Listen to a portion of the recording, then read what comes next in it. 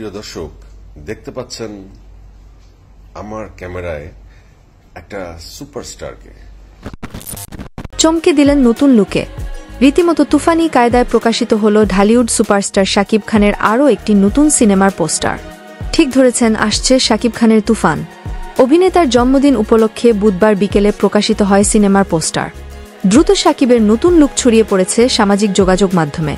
লুফে নিয়েছেন ভক্তরা। লম্বা কোকড়ানো চুলে সাদা রোদচমা, গলায় লকেট পরে সোফায় বসে আছেন হিরো, পাশেই মেশিন গান। আর পোস্টার দেখেই বোঝা যাচ্ছে ভয়ানক রূপে পর্দায় হাজির হতে যাচ্ছেন শাকিব খান। নতুন সিনেমা আর জন্মদিনের অগ্রিম শুভেচ্ছায় ভেসে যাচ্ছেন জনপ্রিয় নায়ক। অবশ্য মঙ্গলবার থেকেই বিশেষ ঘোষণার মধ্য দিয়ে একটি ঝোড়ো তুফানের পূর্বাভাস দেন পরিচালক রায়হান রাফি। সামাজিক যোগাযোগ মাধ্যমে দেওয়া পোস্টে সবাইকে নিরাপদে থাকার পরামর্শও দেন পরিচালক। এরপর বুধবার বিকেলেই প্রকাশ করেন তুফানের ফার্স্ট অফিসিয়াল লুক। এই পোস্টার আসবে বলেই দুদিন ধরে নানা নাটকীয় আভাস দিচ্ছিলেন পরিচালক।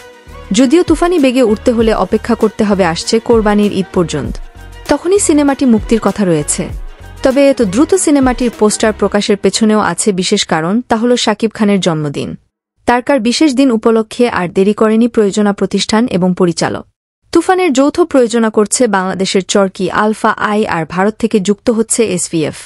জানা গেছে, ছবিতে শাকিব খান ছাড়াও থাকছেন পশ্চিমবঙ্গের অভিনেত্রী মিমি চক্রবর্তী আর বাংলাদেশের আয়নাবাজি অভিনেত্রী নাবিলা। তুফানের ভিলেন হিসেবে পশ্চিমবঙ্গের আরেক জনপ্রিয় অভিনেতার নামও শোনা যাচ্ছে।